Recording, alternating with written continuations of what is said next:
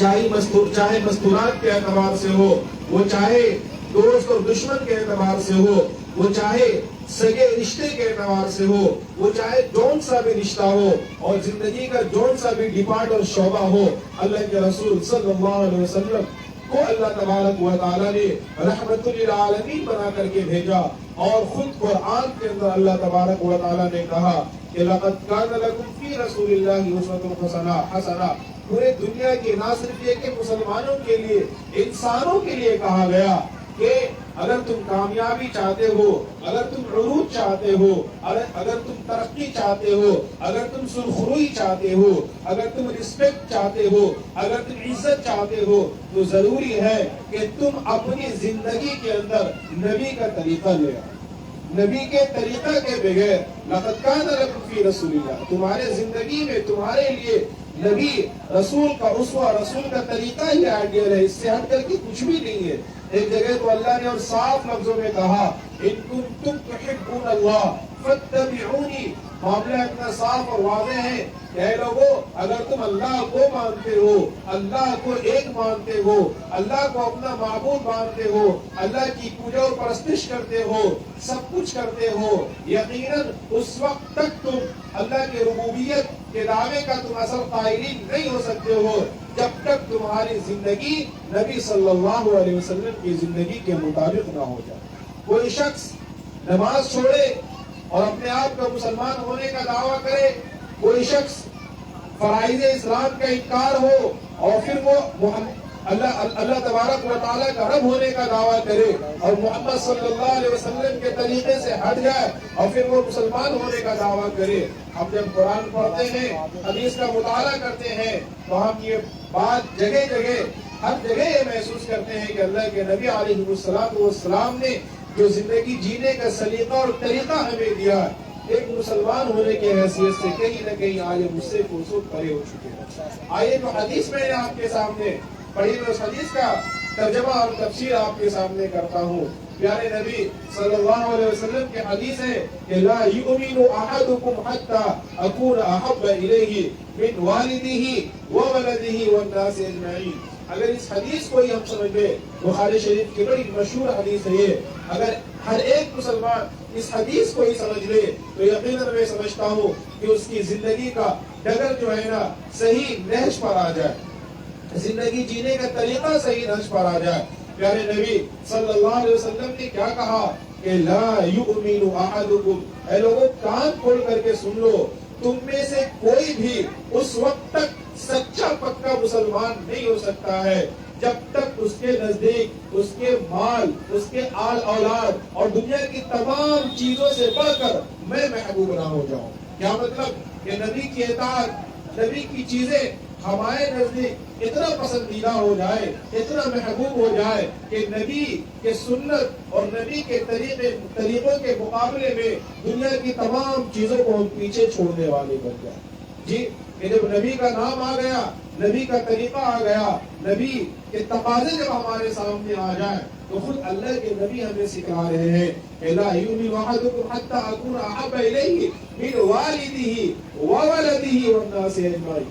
جی، بال بچے، مال اولاد اور والناس اجمعین، دنیا کی جتنی چیزیں ہو سکتی ہیں، ان تمام چیزوں سے بڑھ کر ہمارے نزدیک نبی اور نبی کا طریقہ مقدم ہو جائے۔ اگر میں بات کروں ایک چھوٹی سی چیز اگر ہم لے لیں سنت کے اعتبار سے، ایک چھوٹی سی چیز، داڑھی رکھنا ہمارے پیارے نبی صلی اللہ علیہ وسلم کی عظیم سنت ہے۔ عظیم سنت، ایسی سنت کہ آپ صلی اللہ علیہ وسلم اس سنت کے ساتھ زندہ رہے۔ جب آپ پردہ فرمانے لگے تو اس سنت کے ساتھ آپ پردہ فرمائیں۔ کسی بڑے عالم نے کیا ہی دل کو چھوتی ہوئی بات کہی کہ اگر داڑھی رکھنے میں خوبصورتی نہ ہوتی، آج جو ہمارے مرد جو داڑھی اس لیے کٹاتے ہیں کہ داڑھی رکھنے سے ہم خوبصورت نہیں لگتے، یا ہم بوڑھے نظر آتے ہیں، یا ہمارا چہرہ اچھا نہیں لگتا، یا ہمارا یہ چہرہ ہماری بیوی کو پسند نہیں آئے گا، کسی بڑے عالم نے دل کو لگتی ہوئی بات کہی کہ اگر یہ داڑھی خوبصورتی کی علامت نہ ہوتی تو خدا کی قسم میرے نبی کبھی داڑھی نہیں رکھتے مسلمان۔ میرے نبی صلی اللہ علیہ وسلم نے داڑھی رکھی اور اللہ تبارک و تعالیٰ نے میرے پیارے نبی کو داڑھی رکھوائی، یہ اس بات کی علامت ہے اللہ تبارک و تعالیٰ نے اس کے اندر نہ صرف ایک خوبصورتی بھی رکھی ہے، دنیا آخرت کے اعتبار سے جو فائدہ ہے وہ الگ ہے، ایک چھوٹی سی چیز ہے۔ اسی طرح ہم اپنی صبح سے لے کے شام رات تک کی زندگی کا معائنہ کریں۔ جب ہم صبح اٹھتے ہیں اور اٹھنے کے بعد سے جو ہمارا معاملہ شروع ہوتا ہے، ہم اپنے نبی صلی اللہ علیہ وسلم کے طریقوں پر کتنے کاربند ہیں کہ نبی کی صبح کیسی ہوتی تھی، نبی کا دوپہر کیسا ہوتا تھا، نبی کی شام کیسی ہوتی تھی، نبی کی رات کیسی ہوتی تھی، نبی اپنے بیویوں کے ساتھ کیسے ہوتے تھے، نبی صلی اللہ علیہ وسلم اپنے بچوں کے ساتھ کیسے ہوتے تھے، نبی اپنے دوستوں کے ساتھ کیسے ہوتے تھے، نبی اپنے دشمنوں کے ساتھ کیسے ہوتے تھے، نبی گھر کے اندر کیسے ہوتے تھے، نبی گھر کے باہر کیسے ہوتے تھے، نبی مسجد میں کیسے ہوتے تھے، مسجد سے باہر کیسے ہوتے تھے، سفر میں کیسے ہوتے تھے، حضر میں کیسے ہوتے تھے، ان کے طریقہ کار کیا تھا، اپنوں کے ساتھ آپ کے معاملات کیا تھے، غیروں کے ساتھ آپ کے معاملات کیا تھے۔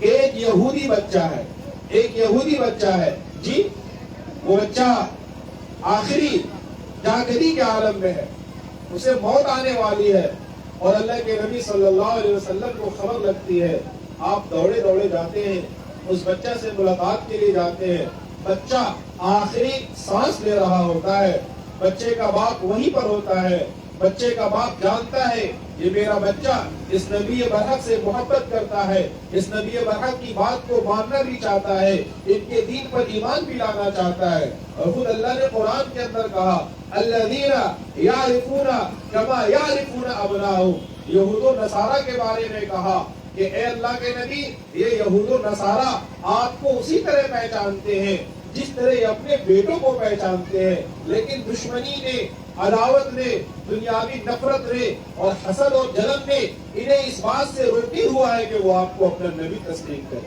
تو اس یہودی نے اپنے بچے کو اشارہ کیا کہ ایسا ہے میرے بیٹے، تو نبی یعنی محمد صلی اللہ علیہ وسلم کا کلمہ پڑھو۔ مشہور واقعہ ہے کہ اللہ کے نبی کے ہمسایہ ایک یہودی ہوا کرتا تھا، اور آپ صلی اللہ علیہ وسلم جب اپنے گھر میں کھانا بنایا کرتے تو جب اچھا کھانا بنتا تو آپ صلی اللہ علیہ وسلم حکم دیا کرتے کہ شروع بڑھا لو تاکہ ہمسایہ بنے پڑوسی، تاکہ ہم اپنے پڑوسی کے گھر بھی کھانا پہنچائیں گے۔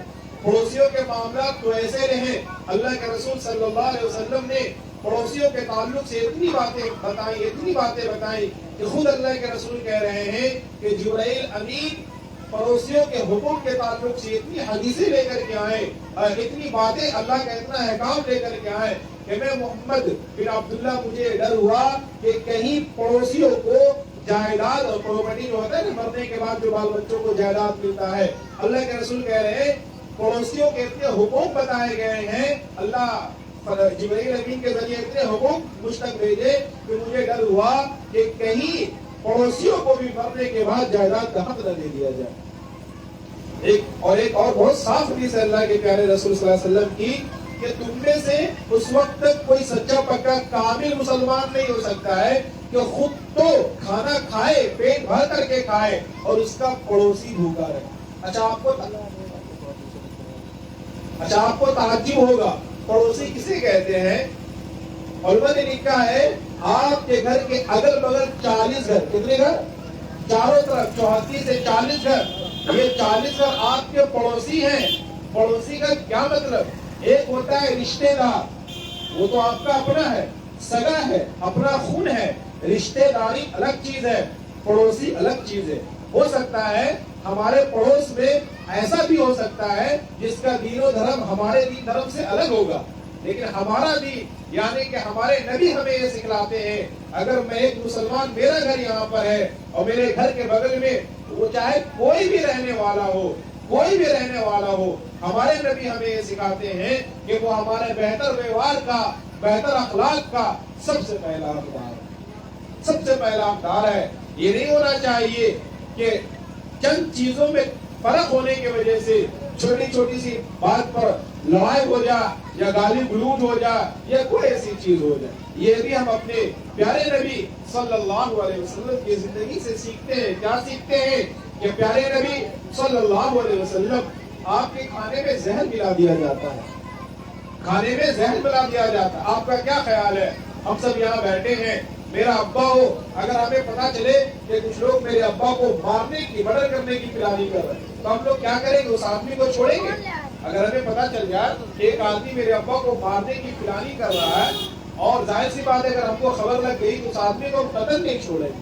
اب آئیے, میرے پیارے نبی صلی اللہ علیہ وسلم کے کھانے میں زہر ملا دیا گیا, اور آپ نے لقمہ منہ میں لے بھی لیا, اور جبرائیل امین نے پھر اس لقمہ کو واپس کیا, اور پھر بھی کھانے کا کچھ حصہ آپ کے منہ میں چلا گیا, اور آپ کے ساتھ آپ کے کچھ صحابہ بھی بیٹھے تھے, اور وہی کھانا صحابہ کرام بھی کھا لیے, اور وہی کھانا کھانے کی وجہ سے صحابہ کرام کی موت بھی ہو گئی. لیکن ہمارے پیارے نبی کیسے, اب آپ امیجن کیجئے, سوچ کر کے دیکھیے, ہمارے پیارے نبی صلی اللہ علیہ وسلم کا اخلاق کتنا بڑا رہا ہوگا کہ آپ نے کھانے میں زہر ملانے والا جو کہ ایک عورت تھی, جو کہ پکڑی بھی جا چکی تھی, پھر بھی آپ صلی اللہ علیہ وسلم نے معاف کر دیا. کیا کہا کہ میں تو لوگوں کے لیے رحمت بنا کر کے بھیجا گیا ہوں, اور کیا کہا کہ جاؤ میں اپنے لیے کبھی کسی سے کوئی بدلہ نہیں لے. کیا ہمارے پاس یہ اخلاق ہے؟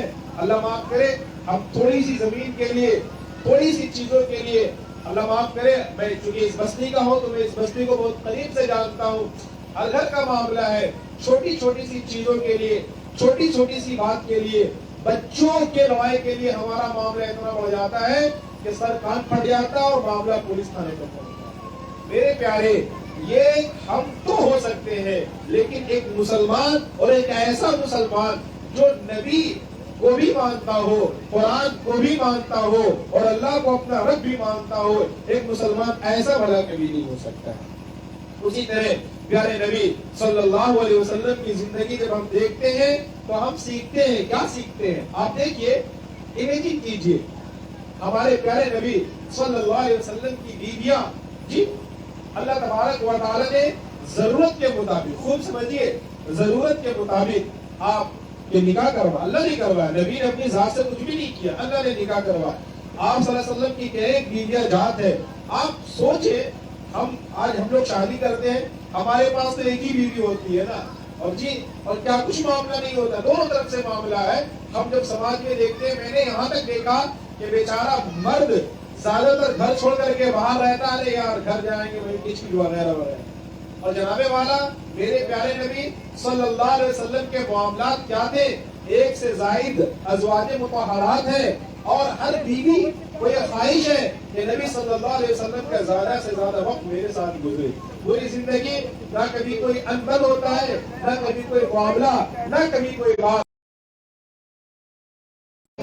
کہتے ہیں شریعت کے اندر ایک چیز ہے جو حلال تو ہے, حلال ہونے کے ساتھ ساتھ سب سے زیادہ ناپسندیدہ اور گناہ کی چیز ہے, سب سے زیادہ ناپسندیدہ اور گناہ کی چیز ہے. ایسے مرد کے اوپر لعنت بھیجی گئی ہے کہ جو مرد بات بات پر اپنے بیوی ہوتے ہیں, بہت سے مردوں کی گندی عادت ہوتی ہے نا کہ وہ اگر میری یہاں شادی ہو گئی تو میری ایک بیوی ہے, تو اب میں بات بات پر اس کو طلاق کی دھمکی دوں, جہاں کچھ ہو دھر دھر میں اس کو تانا ماروں, ایسے نہ کرو, یہ نہ کرو, وہ نہ کرو, ورنہ جواب دے دیں گے طلاق. یاد رکھیے, مردوں کے بارے میں کہا گیا کمینہ ہے, مردود ہے, ملعون ہے, اللہ کی رحمت سے کوسوں پرے گا ایسے مرد جو بات بات پہ اپنے زوجہ کو طلاق کی دھمکی دیتے ہیں, طلاق کی باتیں کرتا ہے. جناب والا خوب جانیے کہ تالی ہم کہتے ہیں نا دونوں ہاتھ سے بچتا ہے. ہاں چیزیں ہیں, اگر ہمارے زوجہ, اگر ہمارے بیویوں کی طرف سے وہ ایسی چیز, میں یہی تو میں سمجھانا چاہ رہا ہوں. آئیے نا ہم اپنے پیارے نبی صلی اللہ علیہ وسلم کی زندگی تو دیکھیں. ہمیں اللہ کے نبی کی زندگی سے کیا سبق, بھائی ہم یہ میلاد کیوں کر رہے ہیں؟ صرف اس لیے تو نہیں کہ ہاں چلو بھائی 4 مولانا آ جائیں گے, تھوڑا سا بات ہو جائے گی, دعا ہو جائے گی, مٹھائی کھا کے گھر چل جائیں گے. اگر یہ مقصد ہے تو میں سمجھتا ہوں کہ یہ میلاد صبح قیامت تک کامیاب نہیں ہو سکتی. اور یہ مقصد ہے یعنی ہمارے علماء کرام, امام صاحبان آئیں گے, دین کی کچھ باتیں کریں گے, اور ان باتوں کو ہم جب سنیں گے تو دین ہم سیکھیں گے, سمجھیں گے, اس مطابق ہم عمل کریں گے. پیارے نبی کیا سکھاتے ہیں کہ اگر کبھی میاں بیوی میں کوئی معاملہ ہو جائے, طریقہ دیکھیے ذرا, میری بات غور سے سنیے گا جی, کبھی کوئی معاملہ ہو جائے جی, ایک دوسرے میں ناراضگی ہو جائے, تو 3 دن بستر الگ کر دیا جائے. کتنے دن؟ Only 3 days. 3 دن سے مراد رات, 3 رات بستر الگ الگ کر دیا جائے. ایک رات میں تو رات یاد آ جائے گی, 3 دن تو بہت بڑی بات. 3 رات بستر الگ کر دیا جائے. اگر اس سے بھی بات نہ بنے تو دونوں, اللہ کے نبی طریقہ شریعت کیا سمجھا رہی ہے खुदरा, हम लोग जानते हैं ना ठंडी में जो ये रुमाल है ना, रुमाल के कोने में गांठ बनाएंगे, गांठ खुदरा बनाकर हल्का सा ज़ौजा मोहतर वो चोट वोट भी नहीं रहेगी, लेकिन शरीयत ने हमें सिखाया 3 मरतबा जैसे रुमाल के कोने में गांठ बना, और जो पैसा रखती है कोने में गांठ बना करके ज़ौजा मोहतरमा को हल्का सा उसके जिस्म के किसी हिस्सा पे समझाने के लिए कि देखो ये सब चीजें अच्छी नहीं है, सुधर जाओ वगैरह वगैरह। इससे भी अगर बात नहीं बनती तो कहा गया कि लड़का लड़की दोनों तरफ से चंद समझदार आदमी आकर के बैठ जाए, मामला को सुलझा दे, समझा दे। तलाक का कोई मैटर ही नहीं है। तलाक तो एक ऐसी चीज है, तलाक एक ऐसा मामला है, मैं हूँ, मेरी ज़ौजा मोहतरमा है और सब कुछ हो गया, सब कुछ हो गया, सब कुछ हो गया, और सब कुछ होने के बाद मामला अब ये कि नहीं हमारा एक दूसरे के साथ रहना मुश्किल है, सब कुछ हो गया, अब मुश्किल है, तो ठीक है, शरीयत हमें ये सिखाती है कि कोई बात नहीं है कि हम किसी के साथ जिंदगी भर इस तरह नहीं रह सकते हैं कंप्रोमाइज करके, ठीक है, कोई नहीं, अगर तुम मुझे पसंद नहीं, मैं तुझे पसंद नहीं, तुम अपना दुनिया देखो, मैं अपना दुनिया देखो। उसके लिए तलाक का एक तरीका है, यही नहीं कि हम शराब पी करके आए, दारू पी करके आए, गांजा पी करके आए और पता नहीं क्या क्या नशा की चीज है, आए धड़ाधड़ हम तुमको 3 तलाक दे दिए, नहीं, ये बिल्कुल पड़ले दर्जे की हिमाकत और गंदी बात है। उसका एक मुकम्मल इस्लाम के अंदर एक मुकम्मल तरीका है। तरीका क्या मैं आपको सिखाता हूँ। क्या मतलब, मेरी बीवी है, ठीक है, सब मैंने जो शुरू में आपको जो तरीका बताया, जो प्रोसेस बताया, बिस्तर अलग करके देखे, फिर भी मामला नहीं ठीक हो रहा है जी, दोनों को और कुछ दिन तक दूर कर दिए, फिर भी मामला समझ में नहीं आ रहा है, दोनों तरफ के जो जिम्मेदार लोग बैठे, फिर भी मामला समझ में नहीं आया। अब जब मामला ये कि खूब सोच ले, समझ ले, लड़के को भी कहा गया भाई गुफरान आप भी सोच ले, लड़की को भी कहा गया आप भी सोच ले। 1 महीना तक सोचने का मौका दिया गया। जब 1 महीना तक सोचे, सोच करके हम इस नतीजा पर पहुंचे कि नहीं मेरा इनके साथ रहना मुश्किल है। अब शरीयत क्या कहती है, एक ओनली वन, एक तलाक। लड़के को ये हक है, ये इख्तियार है कि आप एक तलाक, ओनली वन, 3 का तो कोई कॉन्सेप्ट ही नहीं है शरीयत के, एक तलाक दे दे, अब वो अपने घर हम अपने घर, हो गया। उस एक तलाक के बाद भी हमारा रिश्ता खत्म, हम एक दूसरे के लिए अजनबी हो गए, जैसे पहले अजनबी थे वैसे ही हो गए। खुद ये मैं जोर देकर, चुके मैं ये बात इसलिए कह रहा हूँ कि अपने गांव डुमरी में पिछले दिनों से मुसलसल इस तरह की खबरें आ रही हैं कि लोग अपने बीवियों को तलाक दे दिए और तलाक देने के बाद वो नशा में आते हैं, शराब में होते हैं, तलाक दे देते हैं और तलाक देने के बाद भी वो अपने बीवियों के साथ हैं। याद रखिए, मुकम्मल 3 तलाक देने के बाद भी अगर कोई अपने बीवी के साथ है तो वो फिर जिना कर रहा है। जिना, वो मियां बीवी का रिश्ता खत्म होता है। दुनिया चाहे आपको जो भी पट्टी पढ़ा दे, चाहे जो मौलवी आपको उल्टा सीधा कुछ भी कह दे, लेकिन अल्लाह और रसूल और कुरान और शरीयत के निगाह में हम गुनहगार हैं। 3 तलाक के बाद अगर हम अपने बीवी के साथ पहले ही की तरह रहते हैं तो हर सिकंज हम अपने बीवी के साथ हैं, जिना का गुनाह हमें मिल रहा है। ना सिर्फ ये कि हमें जिना का गुनाह मिल रहा है, मामला ये है हमारे साथ हमारे बच्चे हैं, बेटे हैं, बेटियां हैं, सबकी परवरिश और तरबियत खराब तरीके से हो रही। मुसलमान यही तो समझने की चीज है ना, हम शरीयत जानते नहीं है, हम शरीयत समझते नहीं है। तो क्या है, अगर मामला, अब आप सोचिए ना भाई, मेरा मियां बीवी में कोई मामला हो गया और 1 महीना सोचने समझने के लिए टाइम दिया गया, आपका क्या ख्याल है 1 महीना सोचने समझने के लिए काफी नहीं है? बहुत काफी होता है 1 महीना हम अपने बीवी से दूर रहकर और मेरी बीवी शौहर से दूर रहकर के सोच ले। 1 महीना के बाद हम दोनों को एहसास हुआ है चलो जो हुआ हुआ, रहना मुश्किल। 1 महीना के समझने के बाद भी ये लगा कि नहीं शायद अब हम दोनों के साथ एक साथ रहना मुश्किल है, तो अब शरीयत क्या हुक्म देती है, एक दूसरा तलाक, उसे तलाक़े बाइन कहा जाता है। क्या कहा जाता है? तलाक़े बाइन, है ना। चलो ठीक है, हमने अपनी बीवी को दूसरा था, हालांकि इसकी जरूरत भी नहीं है, एक तलाक में मामला हो गया, चलो तलाक़े बाइन दे दिया गया, ठीक है, अब आप अपने घर हम अपने घर। जब हम एक तलाक दे, हमने अपने बीवी को एक तलाक दिया, तुम अपना रास्ता हम अपना रास्ता। फिर फ्यूचर में कभी ऐसा हुआ, 1 2 साल 10 साल के बाद ये हुआ कि नहीं यार हमको तो चलो जो हुआ बातचीत खत्म, हमको अपने बीवी के साथ रहना, तो एक तलाक देने का फायदा और बेनिफिट ये है कि जब अपने बीवी को एक तलाक देंगे और जब दोनों आपस में मिलेंगे तो अब यहाँ पे निकाह की भी जरूरत नहीं, इन फ्यूचर कभी भी मिलना चाहे तो हम मियां बीवी मिल सकते हैं, ठीक है। इसको समझिए, कॉन्सेप्ट चूंकि बहुत कम बोला जाता है, जुमा में हमारे इमाम साहब लोग के पास वक्त इतना कम होता है कि बात खुल करके आ नहीं पाती। ये मैं शरीयत और ये मैं नबी की बातें आपको सिखा रहा हूँ, खूब समझे। اور دوسرا طلاق کیا ہے جسے ہم طلاق بائن کہتے ہیں. اگر ہم نے اپنی بیوی کو 2 طلاق دیا, ٹھیک ہے نا, 2 طلاق کا طریقہ میں نے کیا بتایا, ایک ساتھ دھر نہیں, ایک ساتھ نہیں, ایک طلاق دے دیا, 1 مہینہ ویٹ کیا, 1 مہینہ کے بعد لڑکا لڑکی بیٹھا, سوچا سمجھا اور یہ سمجھ میں آیا کہ نہیں یار میں محمد غفران میری بیوی فلاں, ہم دونوں کا ایک ساتھ رہنا مشکل. اب 1 مہینہ کے بعد پھر 1 طلاق, 2 طلاق ہوا نا. اب 2 طلاق کے بعد اب لڑکا لڑکی اجنبی ہو گیا, اب معاملہ ختم. اب آپ اپنے راستے, ہم آپ اپنے راستے.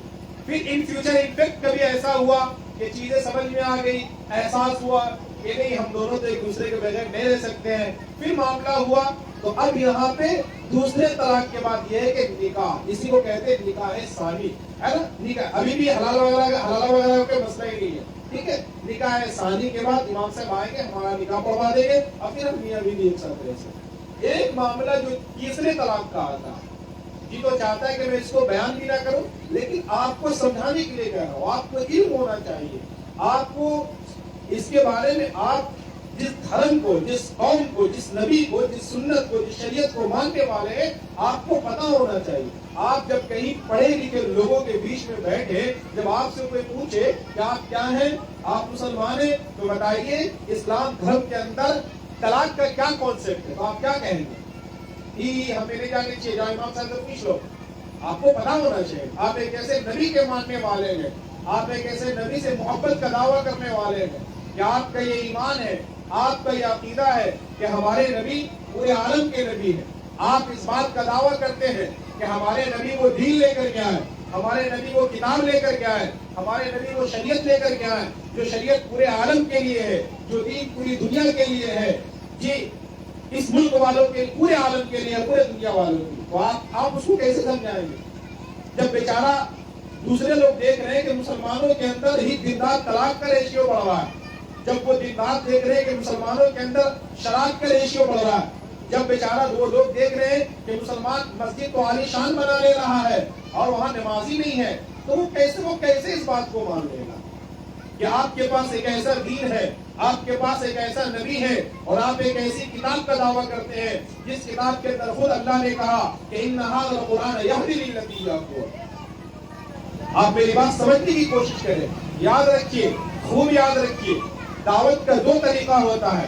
ایک تو یہ ہے کہ ہم زبان سے لوگوں کو اچھی اچھی باتیں کہیں, بولے, سمجھائیں, اور یہ ایک طریقہ ہے. اس سے مؤثر اور اس سے بڑا طریقہ یہ ہے کہ ہم جو کرتے ہیں, خاص طور سے جس ملک کے اندر ہے, اس ملک کے اندر اکثریت ایسے لوگوں کی ہے جن کے ساتھ دن رات ہمارا اٹھنا بیٹھنا ہوتا ہے, وہ ہماری حرکتوں کو دیکھتے ہیں, وہ ہماری ایکٹیویٹیز کو دیکھتے ہیں, وہ ہماری عید کو دیکھتے ہیں, وہ ہماری بقرعید کو دیکھتے ہیں, وہ ہمارے محرم کو دیکھتے ہیں, وہ ہمارے ربیع الاول کو دیکھتے ہیں, وہ دیکھتے ہیں اور دیکھ کر کے سمجھتے ہیں کہ اچھا اسلام, مسلمان اور اسلام ایسا ہوتا ہے.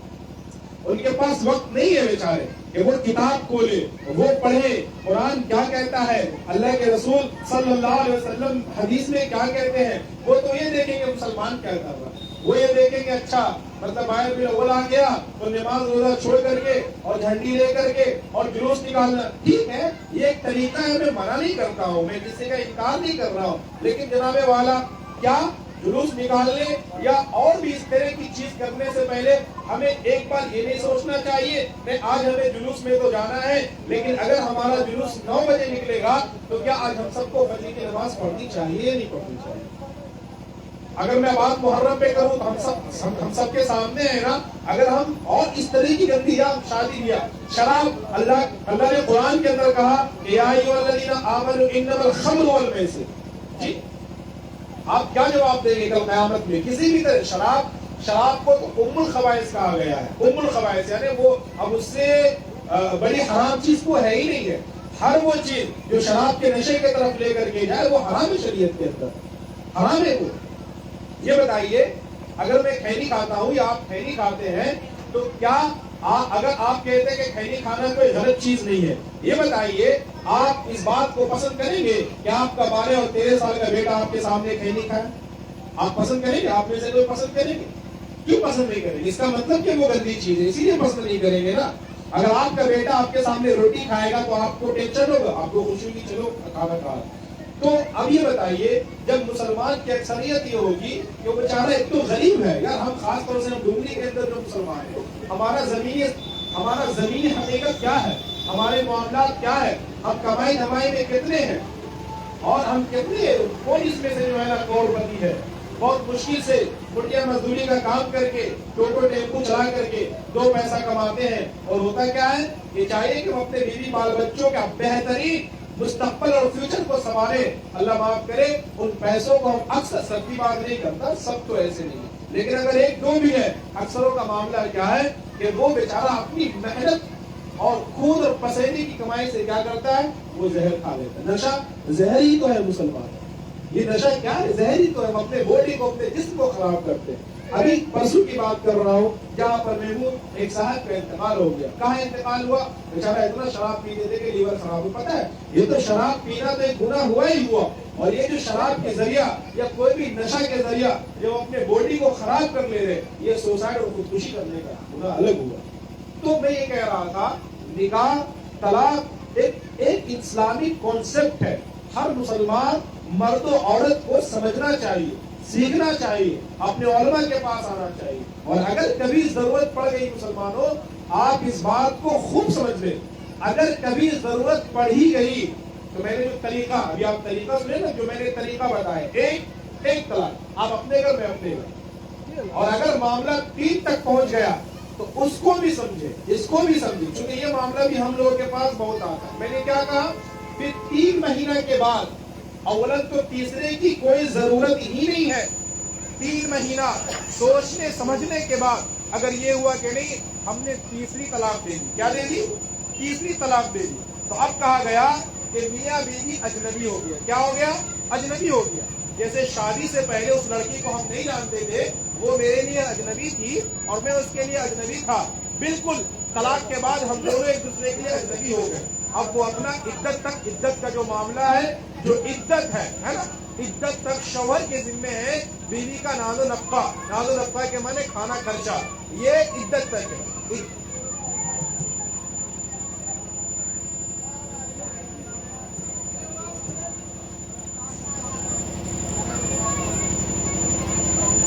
سبحان اللہ، سبحان اللہ، سنیں انشاءاللہ 8 بجے تک دعا ہو جائے گی، ٹھیک ہے، اور توجہ رکھتے ہیں۔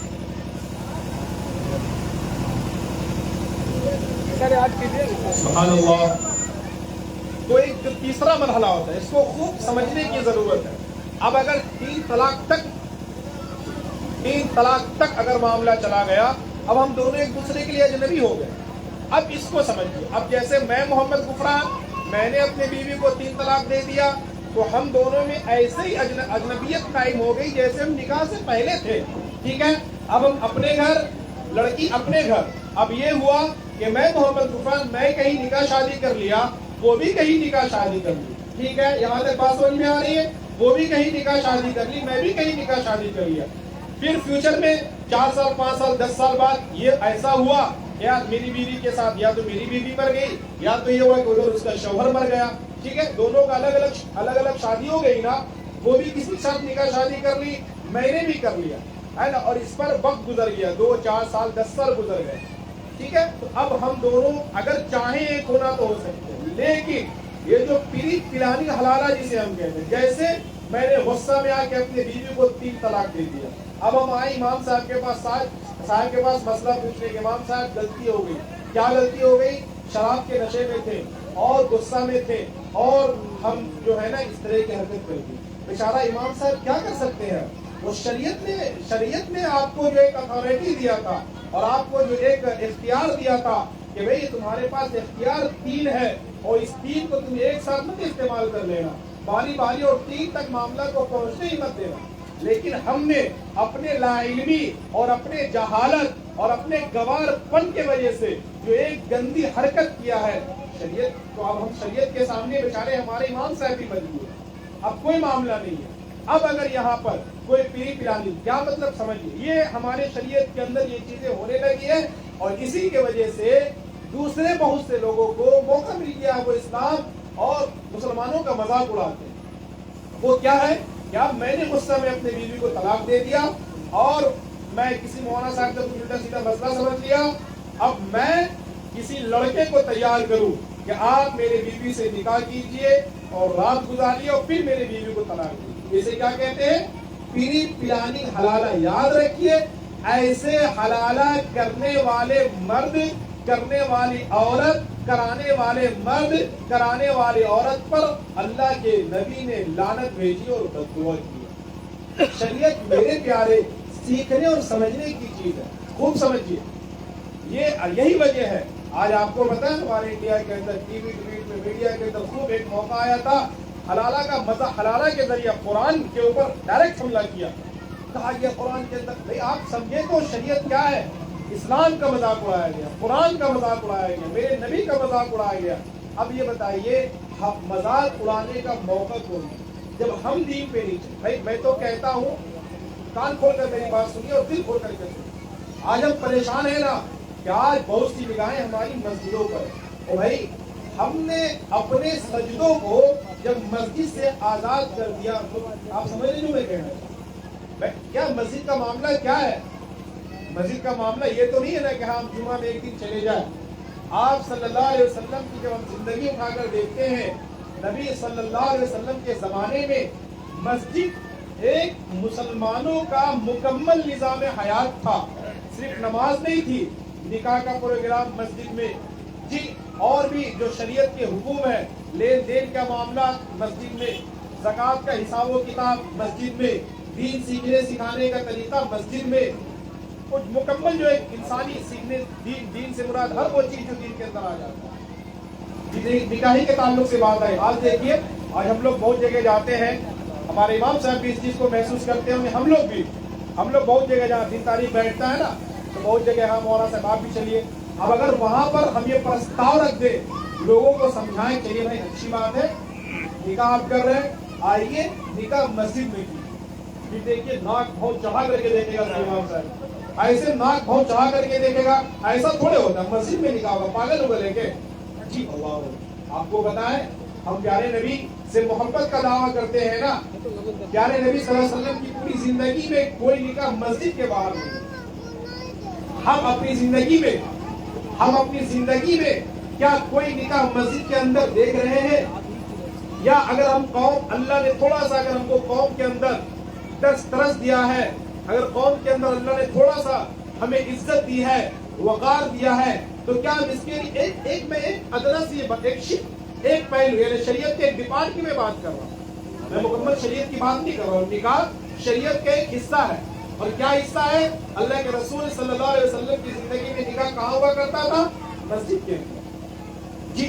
اور کامن سی چیز دیکھیے، آج معاملہ ہے نا، شادی ہے، بارات ہے، ڈی جے ہے، اللہ تعالیٰ جزائے خیر دے ہمارے ڈومری کے دونوں امام صاحبان کو، اور ان کی محنت سے ایسے لوگ تیار ہوئے، مجھے سننے میں مجھے خبر ملی، اللہ میں بہت دعائیں کرتا ہوں اللہ ان سبوں کو جزائے خیر دے جن لوگوں نے کوششیں کی اور اس بستی کے اندر گانا باجا بند کروایا، اللہ تعالیٰ آپ کو اس دنیا میں بھی اس کا بہتر اجر دے، آخرت میں بھی دے۔ اور یہ جو بھی مجھے تو پتہ نہیں کون کون لوگ ہیں، جو لوگ بھی ہیں، میں آج اس زمین کے اوپر آسمان کے نیچے اللہ کو گواہ بنا کر آپ کے لیے دعا کرتا ہوں، اس کا جو سب سے بڑا فائدہ ہوگا میرے پیارے مسلمان بھائیوں اور میرے بڑوں، جن جن لوگوں نے ان کام کو انجام دیا ہے اور جن کی فکروں نے اس میں کام کیا ہے، میں اللہ سے دعا کرتا ہوں، اور آپ دیکھیں گے کم سے کم اللہ تعالیٰ یعنی ایسے لوگوں کو جو ان گندگیوں کو بند کرانے میں آگے رہے، اللہ آپ کے بال بچوں، آپ کے اولاد، آپ کے نسلوں کو بددین ہونے سے بچا لے گا انشاءاللہ۔ یعنی کہ یہ طریقہ ہے، یہ برکت ہے، یاد رکھیں آپ دین کا کوئی بھی کام کریں گے نا، حالات آئیں گے، کٹنائیاں آئیں گی، پریشانی آئیں گی، دشواریاں آئیں گی، لوگ گالی گلوچ بھی آپ کے ساتھ کریں گے، لوگ الٹا سیدھا بھی کہیں گے آپ کو، لوگ یہ بھی کہیں گے دیکھو اپن بیان تے ڈیجے کر لگے رہا، اپن بیان تے مطلب وہ گھوڑا کر لگے رہا، دیکھو ہم میں جب چاہے شیرا کرے تو ہمیں آنے کرا ہے، یہ سب بھی سننا آپ کو پڑے گا۔ لیکن جو ہچکچا کے رہ گیا سو رہ گیا ادھر، جس نے لگائی ایک وہ خندق کے پار کا، پتہ یہ جب بات کہی جائے گی تو آپ کو یہ سمجھنا ہوگا یہ کہنے والا کوئی انسان نہیں ہے، दरअसल उसके अंदर शैतान है। वो इस तरह की बात कहकर आपके हिम्मत को, आपके मनोबल को, आपके काबिश को, आपकी मेहनतों को तोड़ना चाहता है। वो शैतान कब चाहेगा कि एकदम मुसलमान हम 100% दीन पर आ जाए? चाहेगा। बुखारी शरीफ की रिवायत है, इंसान के जिस्म के अंदर, रगों के अंदर जो खून दौड़ता है ना, उस खून के अंदर और खून से भी स्पीड शैतान दौड़ता है। इंसान जब नमाज की नियत बांधता है ना, तो नमाज के अंदर शैतान आ जाता है और इंसान की नमाज को खराब करता है। तो शैतान तो इस हद तक हमारे पीछे पड़ा हुआ है। तो शैतान कब चाहेगा कि हम अच्छे बन जाए?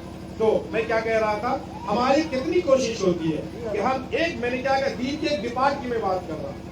देखिए, कल हम अल्लाह के रसूल कल हम क़यामत में खड़े होंगे, अल्लाह के रसूल होंगे, अल्लाह होंगे, सब कोई होंगे, हम सब खड़े किए जाएंगे, मैं भी, इमाम साहब भी, सारे लोग खड़े किए जाएंगे। अल्लाह बहुत तरह का सवाल जवाब करेगा। एक सवाल ये भी होगा कि चलो ठीक है, तुम कौम के सरआवुर्दा लोग थे, तुम कौम के बड़े लोग थे, तुम कौम के लीडर थे, तुम्हारी बात मानी और सुनी और समझी जाती थी, तुमने कम से कम निकाह के ताल्लुक से कभी ये फिक्र भी लिए कि निकाह को प्रमोट करके मस्जिद में लाया जाए?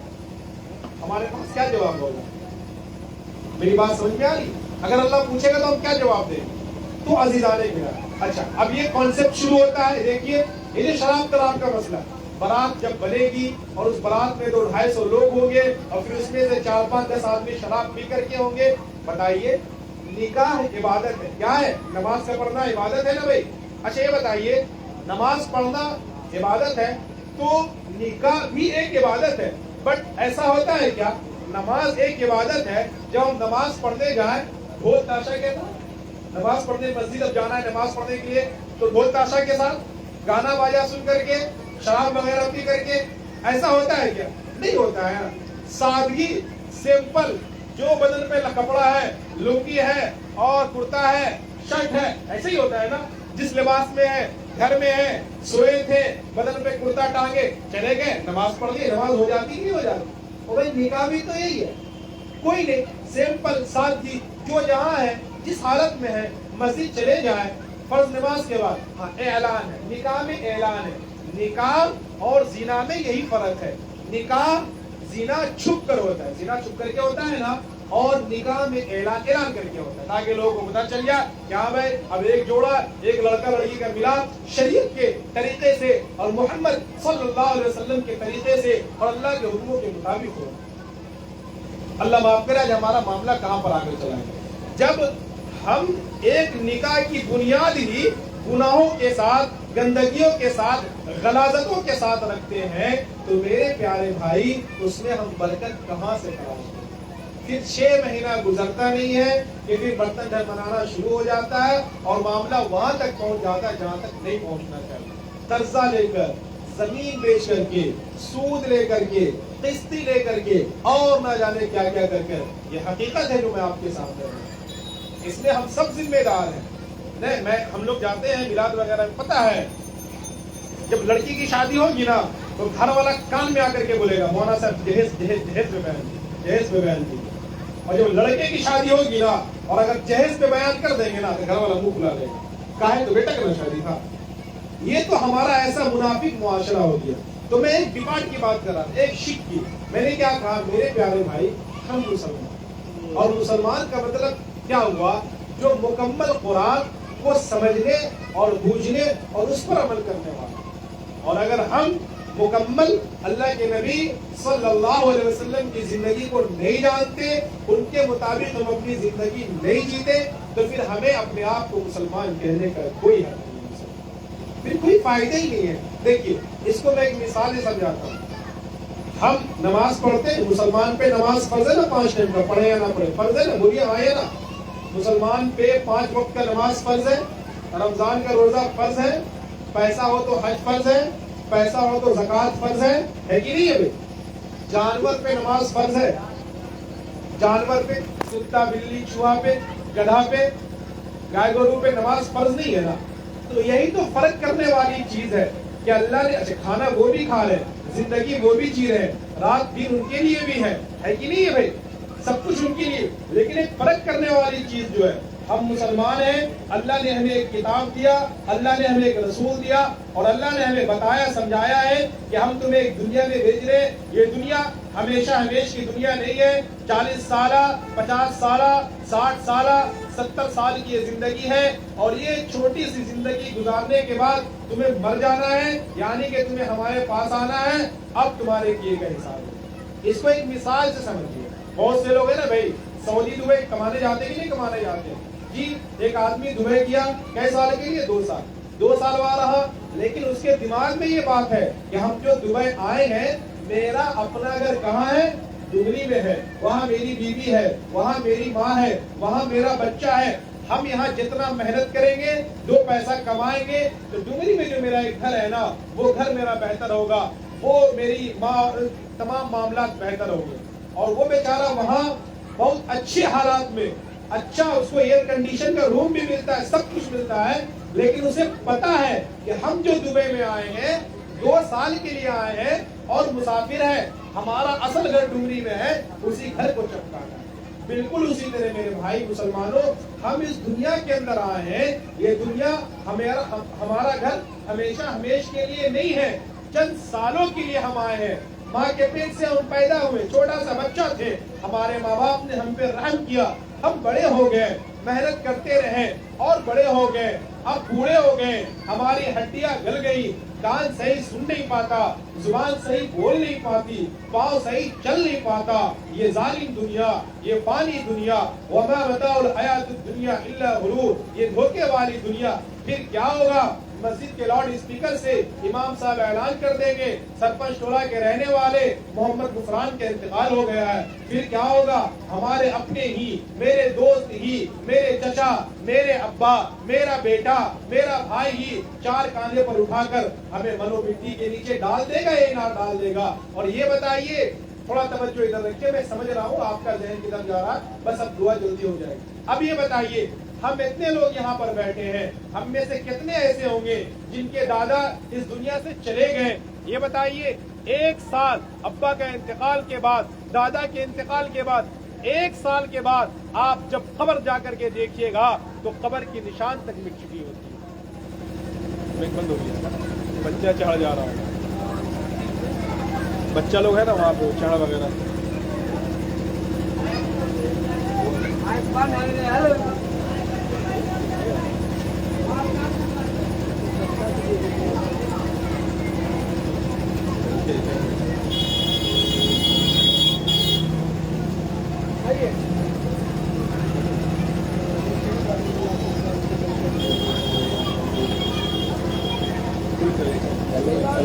اشارہ میں سبحان اللہ. تو عزیزان گرامی, میری بات سمجھ میں آ رہی ہے؟ میں نے کیا کہا؟ مر جائیں گے, قبر میں چلے جائیں گے. سبحان اللہ, سبحان اللہ. 1 سال کے بعد جب آپ قبروں پر جائیں گے, آپ کو نشان نہیں ملے گا. ابا کی قبر کہاں ہے, دادا کی قبر کہاں ہے. ہم میں سے جن کے رشتہ دار کا انتقال, 1 سال تو میں نے بہت زیادہ کہہ دیا, چند مہینوں کے بعد, یہ بارش کا موسم ہے, بارش ہوتا ہے, گھاس اگ آتی ہے, گھاس اوپر آ جاتی ہے, قبر نیچے چلی جاتی ہے. آپ قبرستان جا کر دیکھیے, آپ کو پتہ نہیں چلے. یہ دنیا کی حقیقت ہے. آج ہم لوگ ہیں, ہم سے 100 سال پہلے بھی اس ڈومری میں لوگ رہے ہوں گے نا, یہ زمین آسمان کا نظام رہا ہوگا نا. 100 سال پہلے کے لوگ گزر چکے ہیں, آج ہم ہیں.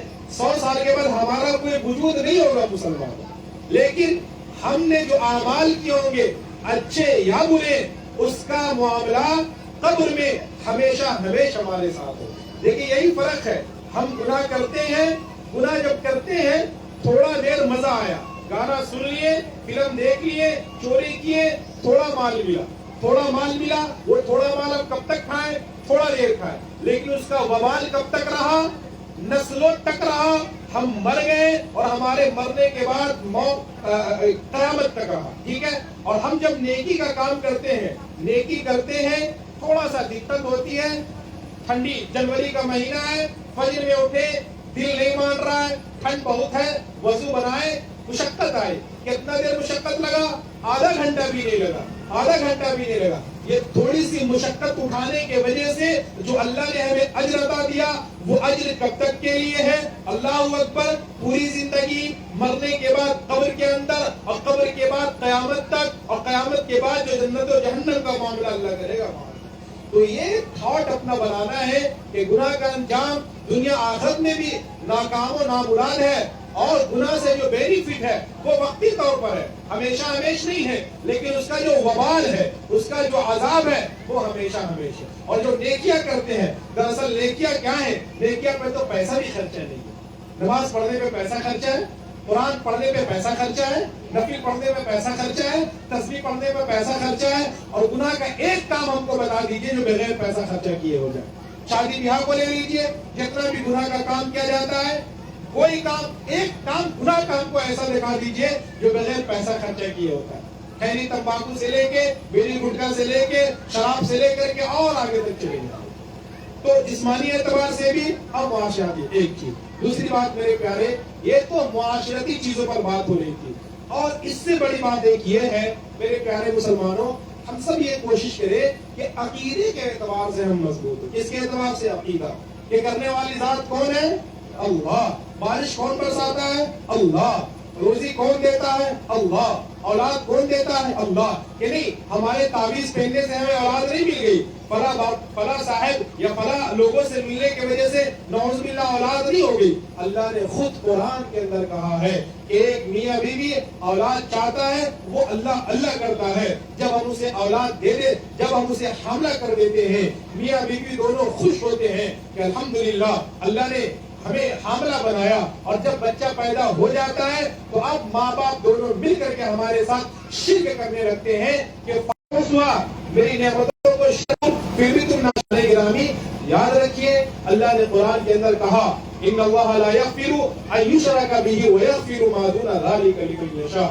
اللہ چاہے گا تمام گناہوں کو معاف کر دے گا، لیکن شرک ایک ایسا گناہ ہے جس گناہ کو اللہ کبھی معاف نہیں کرے۔ شرک کہ الگ الگ ڈپارٹ ہے، یاد رکھیے، جیسے ہمارا یہ یقین ہے ہمارا اللہ ایک ہے، اور ہمارا اللہ اکیلا پورے دنیا، اللہ اپنے غیر کے سوا سب کچھ کر سکتا ہے، اور اللہ کا غیر اللہ کے سوا ان کا بھی نہیں کر سکتا۔ ایک تو ایک دم یہ ایمان کا اعلیٰ درجہ، اس کے علاوہ بھی سننے کی طاقت، علم کے اعتبار سے اور تعلیم، ہمارا اللہ جو اللہ جانتا ہے جو کچھ ہو چکا ہے، جو کچھ ہونے والا ہے، پاسٹ انفیکٹ فیوچر، اللہ کے علاوہ کوئی نہیں جانتا ہے۔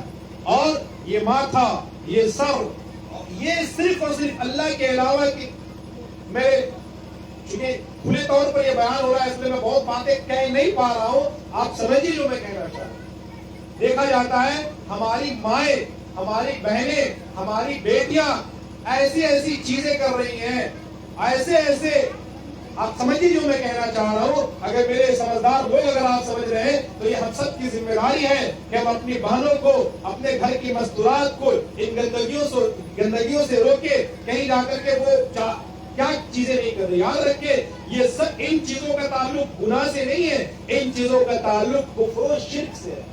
ہاں ایک تو گناہ ہے، اللہ گناہ بھی بری چیز ہے، لیکن یہ اللہ کا معاملہ، اللہ چاہے گا معاف کر دے گا، نہیں چاہے گا تو اللہ کا معاملہ ہے۔ لیکن کفر ایک ایسی چیز ہے، شرک ایک ایسی چیز ہے کہ اس میں وہ اللہ تعالیٰ بس وہ ایک صاف اور واضح قرآن میں اللہ کا احکام ہے ان اللہ لا یغفر، اگر میری بیوی ہے، میری بیٹی ہے، میری امی ہے، وہ کچھ ایسا کام کر رہی ہے، وہ غیروں کے سامنے ماتھا ٹیک رہی ہے، وہ غیروں کے پاس جا کر اور بھی کچھ کر رہی ہے، اور ان کو لگ رہا ہے کہ نہیں چونکہ سب کچھ کو بنا، اس کو بھی خوش رکھنا ہے اور اس کو بھی خوش رکھنا ہے، اور لاؤڈ اسپیکر سے ہمارا نام بھی لے لیا جا رہا ہے، اور اسی لیے ہم جو ہے نا یہ کام بھی کر لیں گے، وہ کام بھی کر لیں گے، اور وہ کام ایسا ہے جو سراسر کفر ہے، جو سراسر شرک ہے۔ اور قرآن نے کہا ہے کہ اے لوگوں سن لو، ہم سب گناہ چاہیں گے تو معاف کر دیں گے، لیکن شرک ایک ایسا گناہ ہے کہ اس کا وبال نہ صرف یہ کہ میرے ساتھ ہے، اللہ ہمارے نسلوں کو بھی شرک کے نحوست کی وجہ سے پھر ایمان کی نورانیت ختم ہو جاتی ہے۔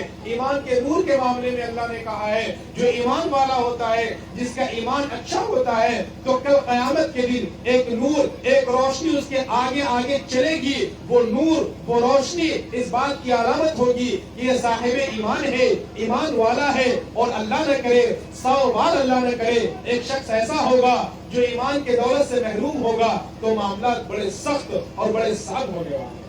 تو میری بات سمجھ میں آ رہی ہے انشاءاللہ؟ اپنے آپ سے موازنہ شرک کیا ہے، ہم اپنے علماء کرام کے پاس آئے، اپنے سماج کے ذی علم پڑھے لکھے لوگوں کے پاس آئے، بیٹھے سیکھے سمجھے کہ جناب والا میں یہ کام کر رہا ہوں، کہیں یہ شرک تو نہیں ہے، کہیں یہ